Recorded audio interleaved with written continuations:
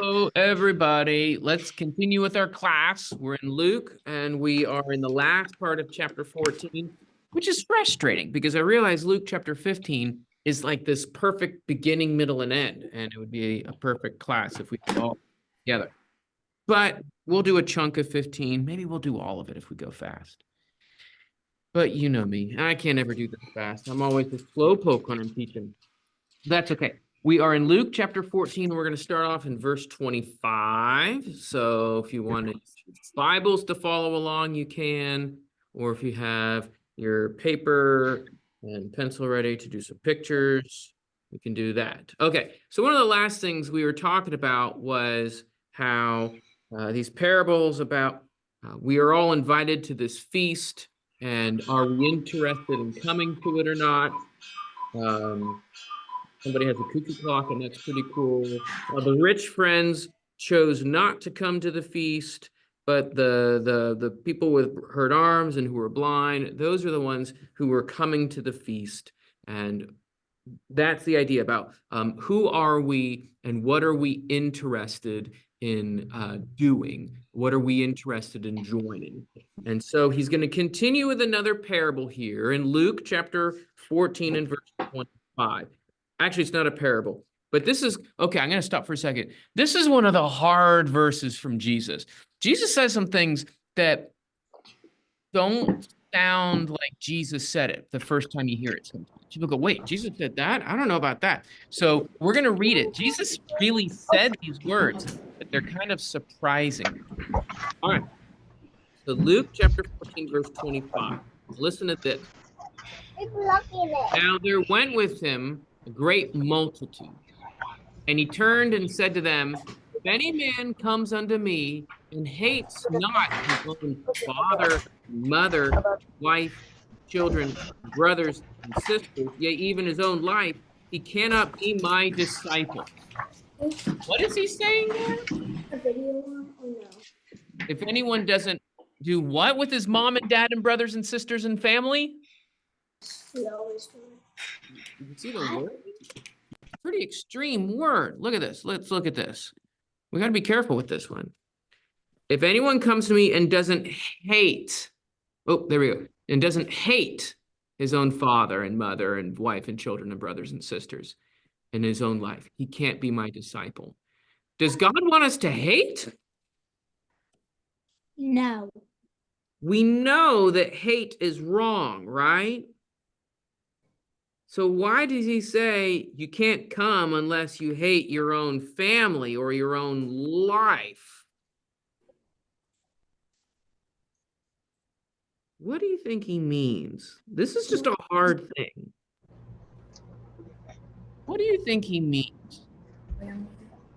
Don't love earthly things more than God. Don't love earthly things more than God. I think that's probably it. Because are your mom and dad earthly things? They're from Earth, right? Usually I don't think about your mom and dad like an earthly thing. Usually earthly things are like money or cool houses or maybe airplanes or I don't know, a pig, I don't know, earthly stuff. You don't think about your mom and dad as like an earthly thing. But he says, if you love your mom and your dad more than God, that's scary, right? We'll come back to this as we keep reading, okay? But I think the key here is you need to even hate your own life. Does that mean that God wants us to walk around saying, oh, I hate me, I'm a dummy head, I don't... Is that what God wants us to do? No, no way. Oh, I forgot I need to do this and there. God doesn't want us to walk around hating ourselves. But what if I walk around going, hey, yeah, look at me. I'm pretty great. I think God thinks I'm super cool. And I know that God told you guys you shouldn't sin, but guess what about me? I can do whatever I want because I love me. You see how if you love you, you might love you more than you love God or even love your family. You know, see how that's a mess? I think that's the direction. So we're going to come back to this verse in a little bit, okay? It's a hard verse. There's a lot of adults who have a hard time thinking, what do I think about this verse? Okay, we'll keep reading. If anyone comes to me and doesn't hate his own father and mother and wife and children and brothers and sisters and even his own life, he can't be my disciple. Whoever does not bear his own cross and come after me can't be my disciple. Okay, so the cross, we'll start drawing here. The cross, right? Jesus, he died on the cross, right? He was buried in the grave, right?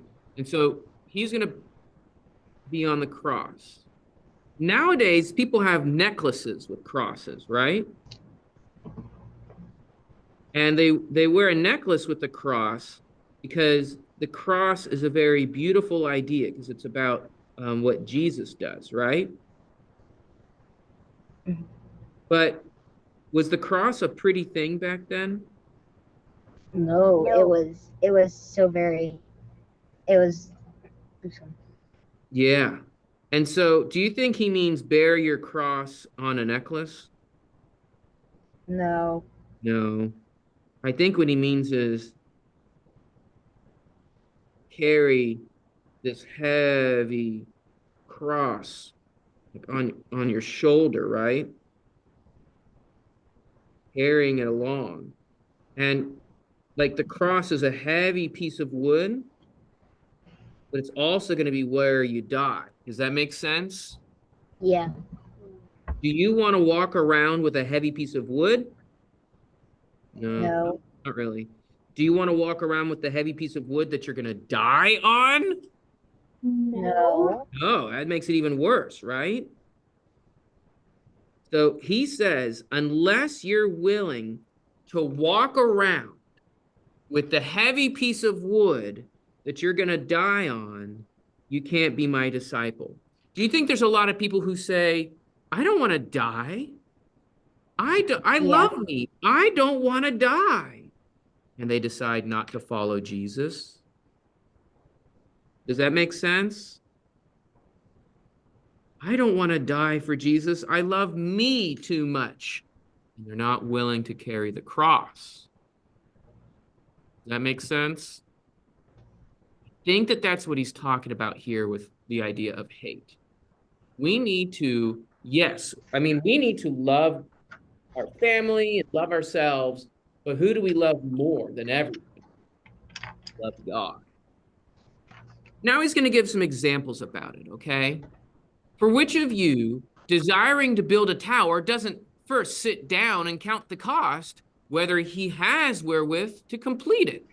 Lest haply when he hath laid a foundation and is not able to finish, all that behold him mock him, saying, this man began to build and was not able to finish. All right, so what's the little story here? Which of you desiring to build a what? a tower. Tower. Okay. So if you're going to build a tower, you have to build a foundation, right? So here we'll put this foundation down. You built the stone foundation, and then you started with the other stones, and you're building this really good tower. Oh, this is a great tower, right? And you put some stones down over here, and you buy some bricks, and you're doing this, and you've got all this big pile of bricks over here, right? But you realize you don't have enough bricks. And so you go to the store. But when you open up your wallet, what do you find inside your wallet? I'll put a little coin bag.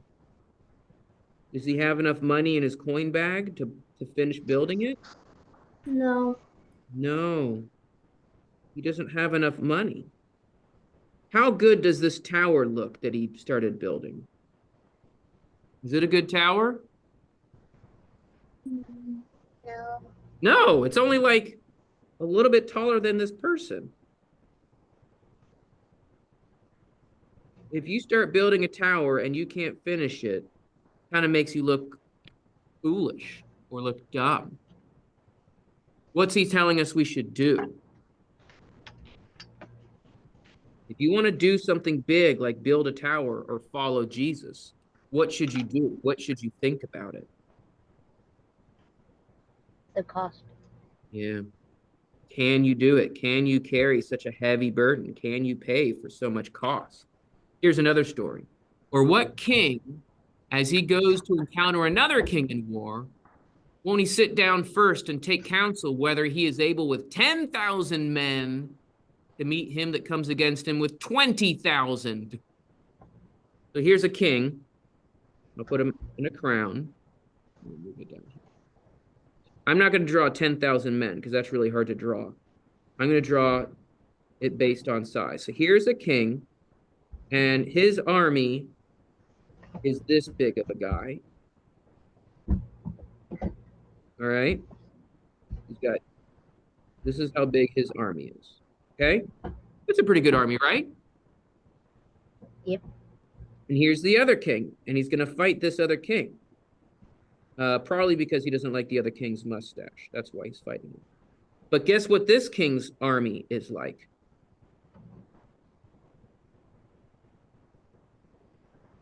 They're like this, and they've got muscles.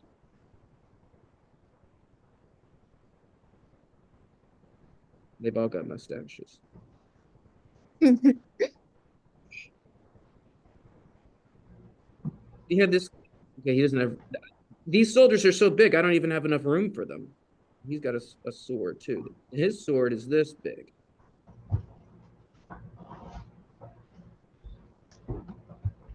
There's the other guy. He's behind him. All right. So can this army beat this army? No. This army is tiny and little. Do you think he can win this battle? No. I think he's scared. He's going to count. Can I afford? Can I win this battle? Can I fight it with my two little guys against his two ginormous, big old muscle arm guys? The answer is no, I can't. Or else when the other is yet a great way off, he sends an ambassador, he sends a messenger and asks conditions of peace. Do you know what the safe thing for this king to do? Oh man, I don't think I could do this fight. I'm going to ask, pretty please, can we not fight? Can we just have peace? Because he can't afford that fight. It's way too big for him. So that's when he says, so therefore, whosoever be of you that renounces not all that he has cannot be my disciple. What does it mean to renounce all that you have? Do you know what that means? What does it mean to renounce? Renounce is an old-fashioned word talking about to give up or to give away. So here I am. I want to follow Jesus. Okay? And I'll draw it on the back because I think this is a big idea. I think this is a good one to draw on the back.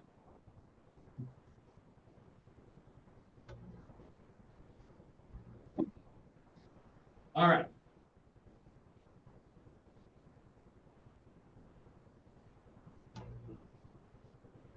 Okay, so here is a guy. And okay, so over here is Jesus.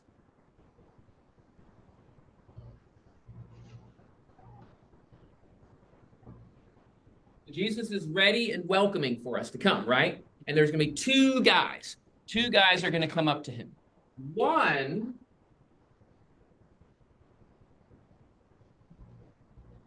is willing to say to Jesus, here is, what's he going to give up? Is he going to give up his money, his toys, his tacos? What do you want to draw? Tacos. Tacos? All right. Let's say that he has a great taco collection. All right, so here's his tacos, right? It's got lettuce and some salsa.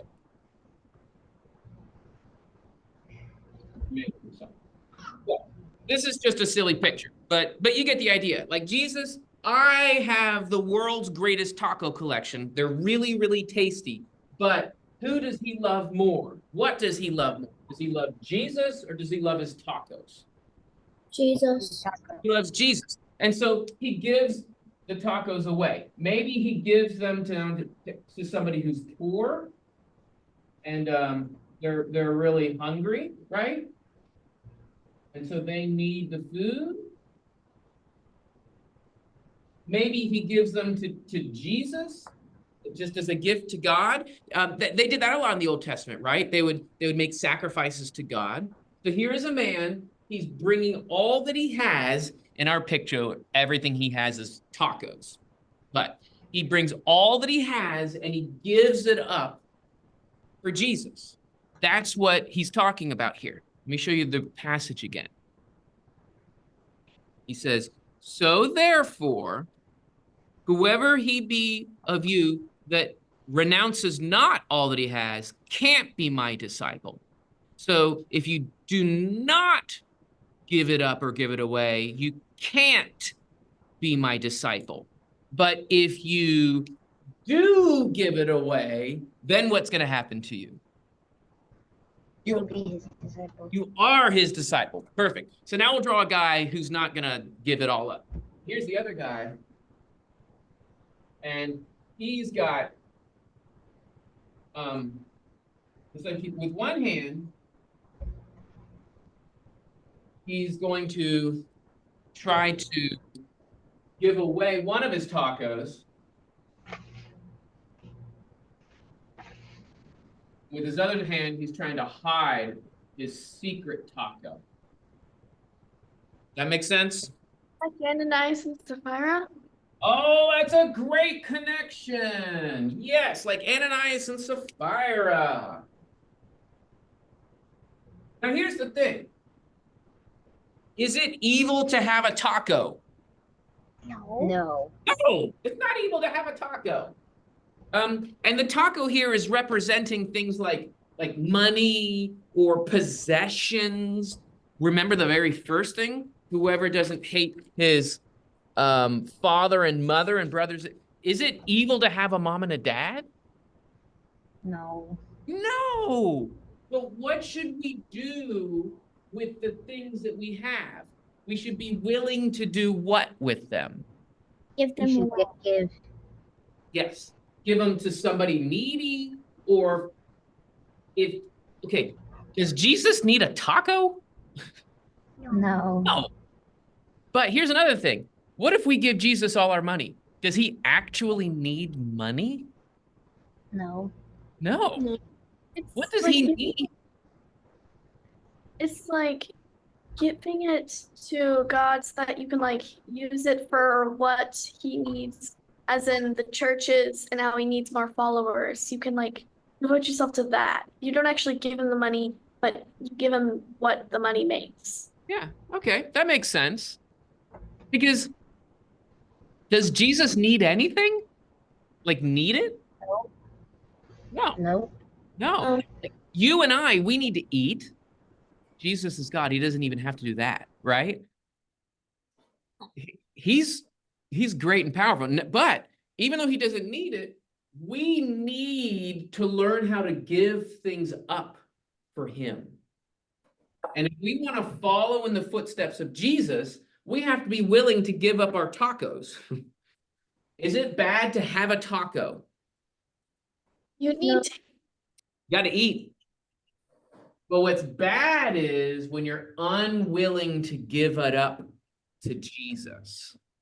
So let's go back to that really hard verse at the beginning.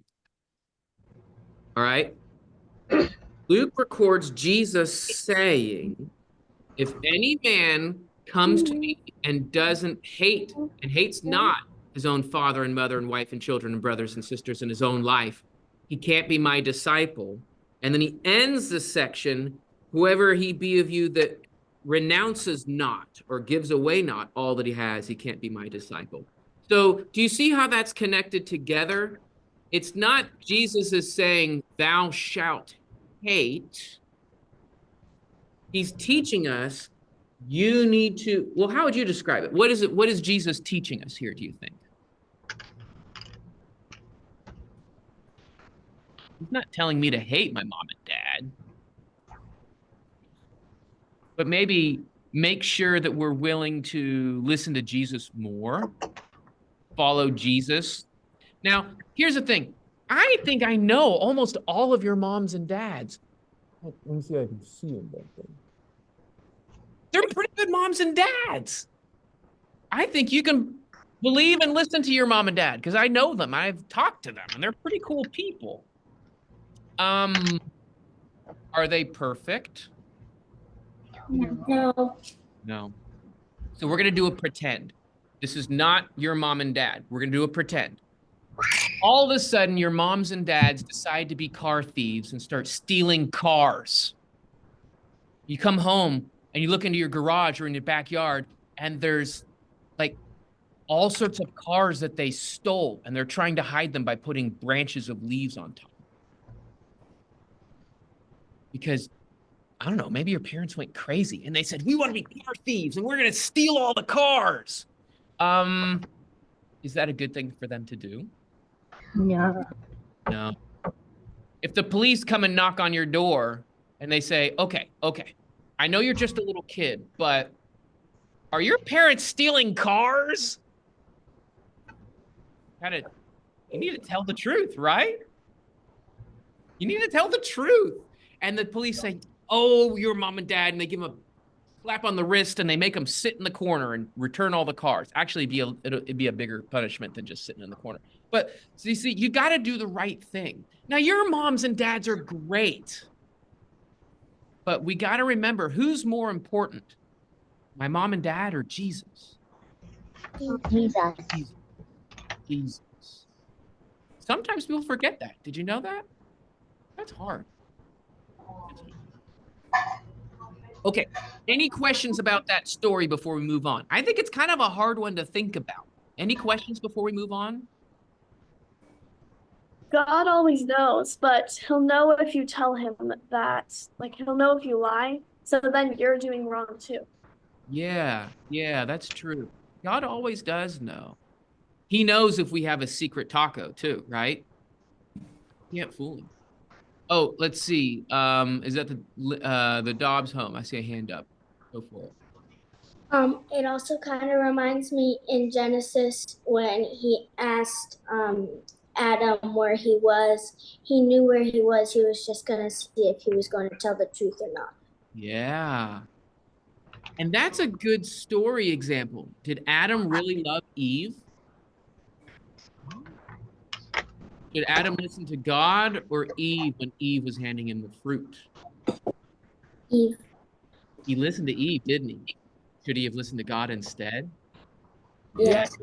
He loved his wife. He loved his taco more than he loved God. He loved his wife more than he should have listened to God, not. Okay. Yes, Judah. If the other man had taco, Jesus knew, but why did he like say anything about it? I think the idea here is, I think he's trying to be quiet about it, right? Jesus knows he's hiding it, but he tried to hide it anyways. And that's kind of what sin does to us. It makes us think we can be sneaky and hide something from God. Can we be sneaky and hide anything from God? No. No, They that's just think that. yeah, that's what sin does. It makes us think we can hide. And that's just foolish. It's just foolish. Okay. Well, let's do a little bit of chapter 15. We're not going to do all of chapter 15. We'll finish that next week. Chapter 15 is one you've probably heard before. Okay. Luke chapter 15 is such a fun chapter. It begins here, and I've had to zoom out. It's not too long. It's not going to focus. It's just here and here, and it's 3 parables, and you guys probably know them well enough. You could teach them to me. All right. The first 2 parables are right in this first parable. Now, all the publicans and sinners were drawing near to him. Drawing near to whom? Who's the him? Jesus. Jesus. All the publicans and sinners were drawing near to Jesus, to him, to hear him. And both the Pharisees and the scribes murmured, saying, "This man receives sinners and eats with them." Okay, what is a publican and what is a sinner? Who are these people? A publican is a tax collector, and a sinner. Yeah. Yeah, publican is the old-fashioned word for a tax collector. And so what does it mean by sinner? Probably just obvious sin, right? Some people think they can hide their sin behind their back, right? But there's some sinners that are just really clear. Maybe they're brawlers and fighters. Maybe they're drunkards. Maybe they're involved in sexual sins. And it's really clear that just the way they're living and obvious, that there's something about them that they look like sinners. Does that make much of a difference, though? Probably not. No. Probably not, right? Just because I'm hiding my sin doesn't mean it's okay. All right.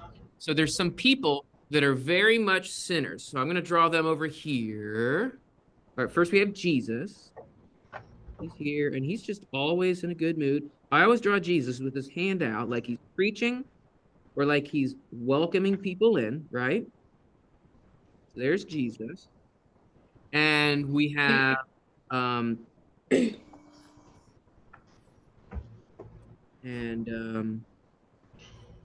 we'll say this one's a tax collector, so he's got his hand on some money. I'll just do some money like that. Do a money bag. Oh yeah, money bag. I could do that too. There, and he's got the big dollar sign.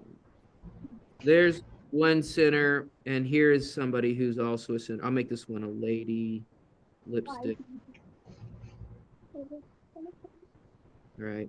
And so these are just sinners. All right. And I don't know. I'll make them obviously sinners by making them, I don't know. I'll draw them dirty. How does that sound? I'll just put some brown spots on their clothes. Because that's the point here. I don't think that sinners just look like this. But there's something about them that made them obviously sinners. Does that make sense? So that when people looked at them, they knew that they were sinners. But why are they coming to Jesus? Do you remember what it said? They came to Jesus to hear him. Does that mean that they're good or they're bad, do you think? They're good. Well, They're obviously sinners, right? yeah. But what do they want to do? They want to hear Jesus. Jesus. So that means they're sinners who want to change, maybe? So they're not all the way to good yet, but they're thinking about it. I think that that's pretty good, right? They're Yeah. still with the world, but they're closer. Yeah. So that's a good thing. It's bad that they're sinners, but it's good that they're coming to God. Okay. So here they are. And who sees this? Both the Pharisees and the scribes murmured, which means they were kind of grumbling. They were murmuring, saying, "This man receives sinners and eats with them." So now we have to draw an angry Pharisee. He's like this, here, and he's got his there, and he's got his arms crossed in anger. And he's tapping his foot, going, "Oh." There he is. See, so there's an angry murmurer. This is so bad. So why is he angry with Jesus? He says that Jesus receives sinners and eats with them. What's he angry about? Receiving people who need help. Yeah. And see, the way you're saying it is actually showing the good part of it. I'm going to draw these guys in partly red, partly blue, because they're Jesus. Jesus knows they need help. So Jesus is letting them come. Are these people who are obviously full of sin, are they coming to laugh at Jesus? No. Are they coming to do more sins with Jesus? No. No. They're coming to be healed by Jesus. So they're doing a good thing. But this guy says, nah, they're just too dirty looking. They shouldn't come. Jesus shouldn't be around people with dirty spots. That's why I drew the sin like dirty spots. He's just grouchy. Jesus shouldn't be with people like that. People like what? People who have sinned, right? Have I sinned? Mhm. Had those people sinned? Yes, and What about the the Pharisee, had sinned too. Yeah, the Pharisees, he sinned too. Oh, Jesus shouldn't talk to anybody with sin. Well, then he can't talk to anybody in the whole world. So here's a Except for himself. question. Here's a question. Do you think that these people who know they have sin on them, do you think that they're happy about their sin or sad about their sin? Sad about their sin. Yeah, I think so too. Do you think that they're proud about their sin or maybe a little bit embarrassed about their sin? Embarrassed. I think they're embarrassed, right? How do you think they felt when they saw the Pharisees and scribes being angry about them?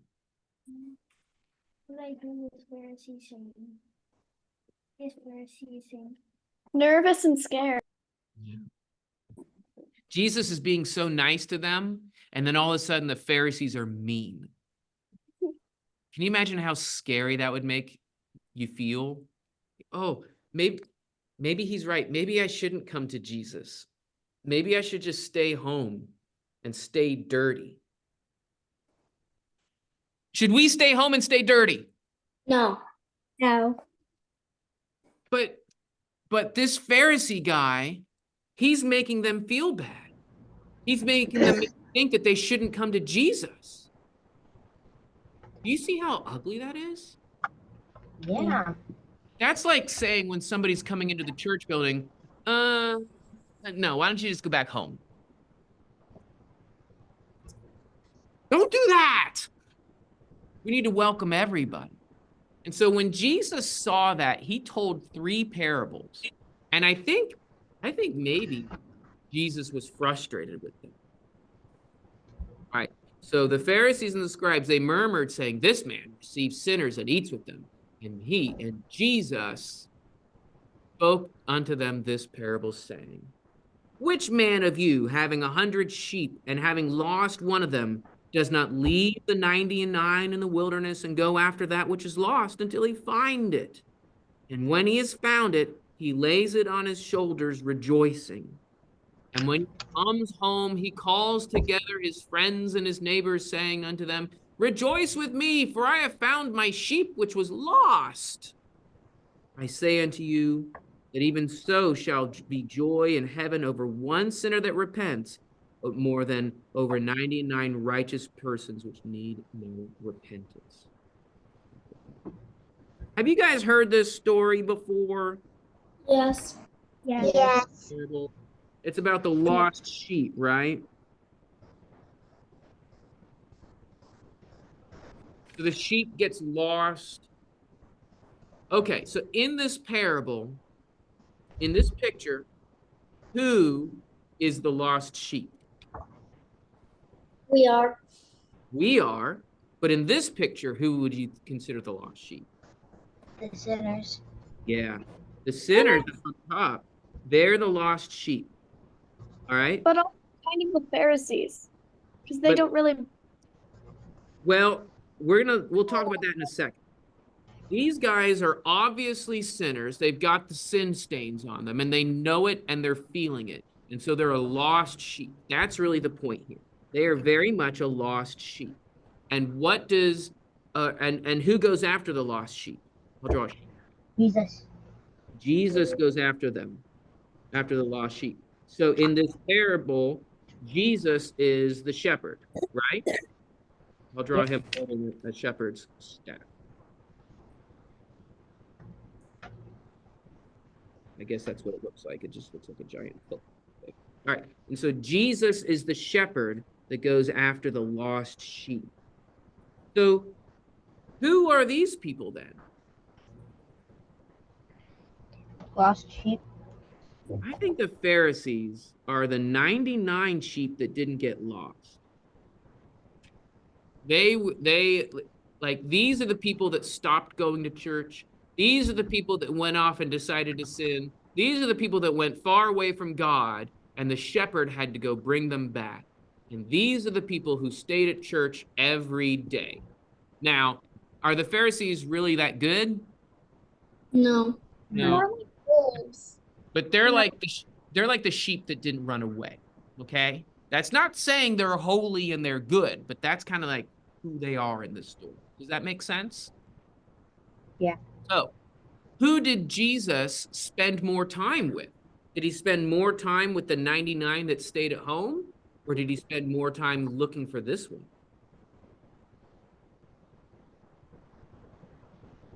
I think Jesus, the shepherd, spent all of his time going out and trying to find the lost sheep.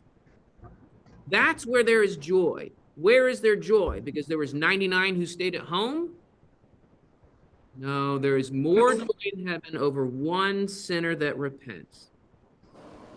Okay, so if these two sinners repent, how does Jesus feel?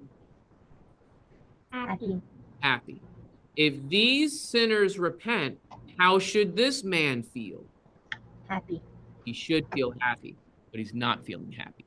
That's the problem. That's the problem. All right, we'll read the next parable. I think you know the next parable too.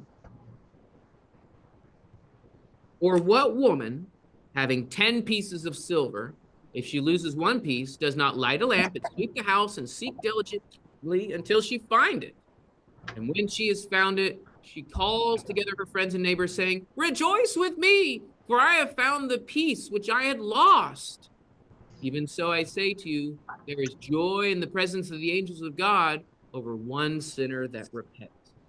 In this story, it's a lady, and she's so happy because what did she find? A coin. She found her coin. Let me draw holding the coin.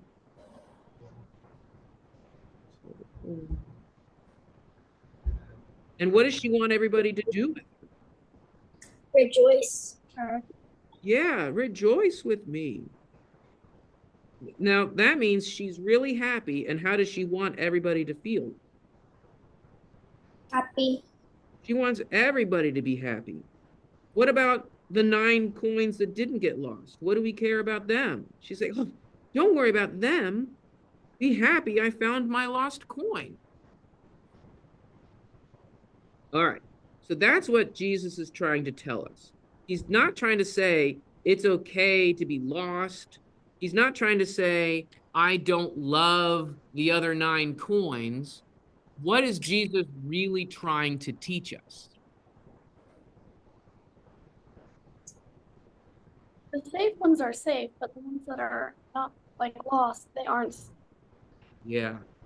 I think one big thing is he's trying to teach about joy and joy. He's trying to get us to figure out, what should we take joy in? Should we take joy in the fact that our church has 1,000 people in it? Or should we take joy in the fact that we're finding more people to bring to church? I need more people to bring to church. That's where the joy is. That's where the joy is. I don't go to church with 1,000 people, but I go to church with some people I really love. But do you know what I really love? When somebody new from the town or the community comes and visits. That's a really good thing. And I want to draw, I've got some space here, so I want to draw the grouchy Pharisee.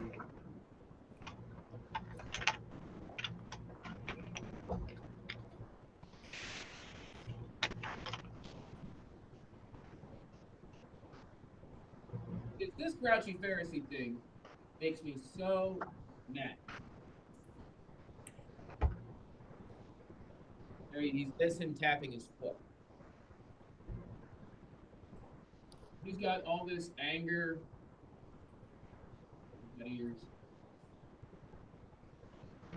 He sees these people, and they're coming to Jesus. This one's coming to Jesus and doing a really good job about it, right? Right. Is this guy doing a really good job when he comes to Jesus? Not really. Now, maybe he'll do better. Maybe he'll do better, okay? But he's looking at both of them, and what's his attitude? Well, they're not just as good as me. Yeah, I don't like them. They're not like me. I don't like what's going on here. This guy, what do you think is going to happen if he accidentally turns around and sees that Pharisee? How might he feel? Sad. Have you ever been really, really happy about something and then somebody says stuff and it makes you sad about it? Yeah. What if he's afraid to give his taco to Jesus? It's a taco. His stuff. What if he's afraid to do it to Jesus because he knows that he's feeling grouchy? That would be making somebody not do the right thing for God. And this guy, what do you think he's going to do when he sees the grouchy Pharisee behind him? You think he's going to do the right thing? No. I really love the parable of the lost sheep and the lost coin, and then the next parable of the lost son. Because not only does it mean Jesus is looking for us to come to him, and we absolutely can. That's a really important part of that parable. But it also teaches us, I cannot be the grouchy toot of an old dude. And I don't care about any of you guys. None of you can be the grouchy old toot either. I mean, you're not old. And most of you aren't toots. I don't want anybody to act that way. I don't want anybody to, if they're coming to church and we give them a dirty look, or if they're coming to God and we think, oh, I don't think they're going to do a very good job. What should our attitude be instead? Rejoicing. Rejoicing? Maybe encouraging them. Say, no, I know you're scared. I know you're afraid to give up everything for God, but it's okay. We'll help you, right? You can give up your second taco. We need to encourage them. Do you guys have friends at church that encourage you? Just really neat. Sometimes they're your same age. Sometimes maybe it's an older person. It's really good stuff. Or I would have done it myself. All right. Well, I think that's what we're going to do. That we'll end our Bible class there. I just think it's a really important lesson. I don't want any of us to be grouchy old toots, even young, grouchy young toots. I don't want us to discourage people. I want us to be really helpful. And that's just an important thing. Okay. Does anybody have a question about the lesson that we just did? All right. Well, I guess I'm going to stop the record. Let me get the button right here. There we go. I'll stop the recording, and I will see you guys in a little bit. Take care.